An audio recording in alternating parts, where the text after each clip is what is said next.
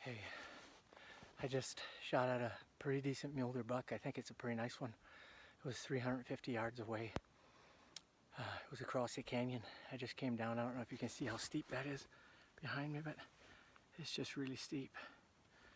I came off that ridge right there and shot across the opposite side. So, yeah, hopefully I can find him. So I'll go down there and see if I can find his tracks. I seen him when I shot. He ran straight down, so it looks positive. I feel like I made a pretty good shot. 350 yards is not that far, so I had a pretty decent rest. So I'll be praying. Hey guys, I'm up here on the other side now. Man, there was some deep snow on that side where the sun didn't shine. About a week ago we got 9 inches of snow at our house, so up here it must have been a lot more. But on the north side, snow didn't melt. Some places I was up to my hips in snow. But anyways, I got up on this rock because I dropped a waypoint here, real close to here, where I figured that where I shot at the deer. Because a lot of times when you go across the canyon, it's hard to find exactly where you shot at it, or where the deer was standing. But I dropped a waypoint and I got on top of the rocks.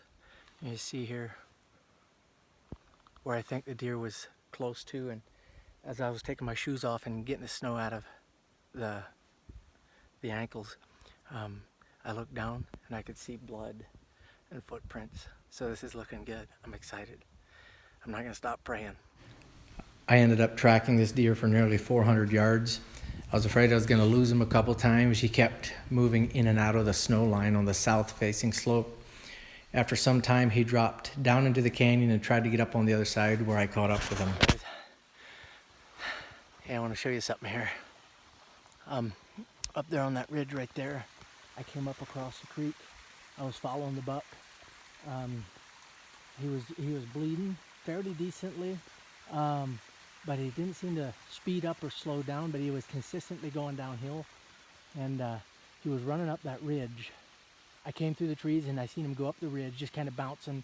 You could tell he wasn't feeling the best. I opened another shot at him, and it brought him down, and I pulled him down there, and right there he is. Isn't that awesome? Look at there. He's not the biggest buck, but he's gonna make a lot of good burger. So there you have it.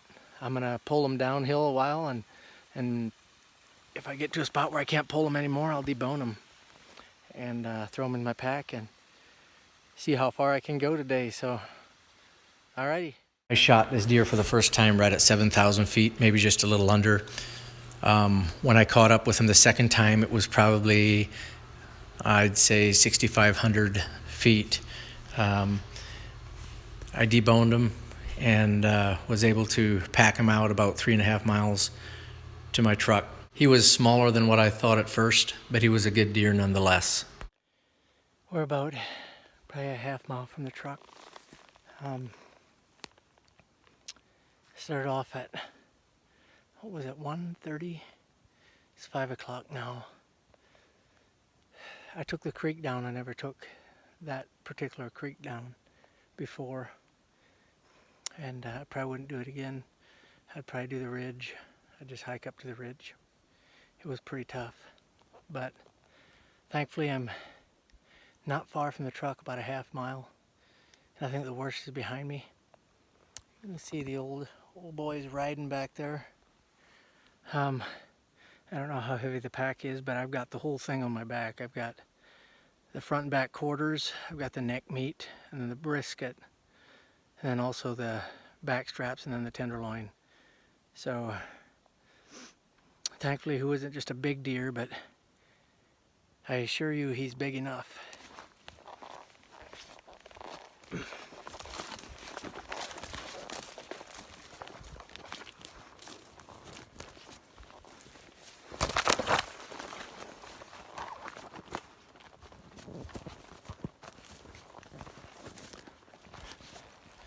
Just seen a snowshoe hare.